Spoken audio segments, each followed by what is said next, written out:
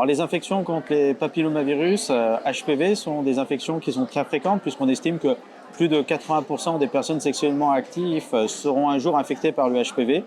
Et ça concerne à peu près en France 6300 cas de cancer et les principaux sont les cancers du col de l'utérus pour 3000 cas, mais également des cancers de l'anus et ORL, et notamment de la gorge.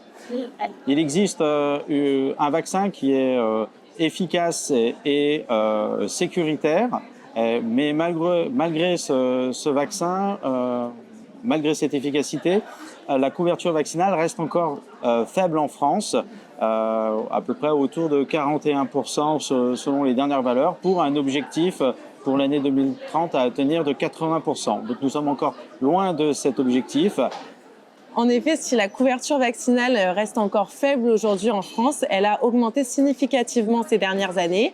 Nous avons essayé de renforcer l'accessibilité à la vaccination, notamment par l'élargissement des compétences des professionnels de santé, des infirmiers, des pharmaciens, des sages-femmes, mais également par la mise en place d'une campagne de vaccination scolaire qui a vu le jour en 2023 et qui est proposée à tous les élèves de 5e. Aujourd'hui, on l'a vu, le médecin généraliste a une place centrale dans la recommandation et dans la proposition de la vaccination contre les HPV. Il reste l'acteur majeur de cette vaccination et il doit pouvoir être outillé et être accompagné dans sa proposition vaccinale. L'Institut national du cancer met à disposition de nombreux outils, de nombreuses ressources.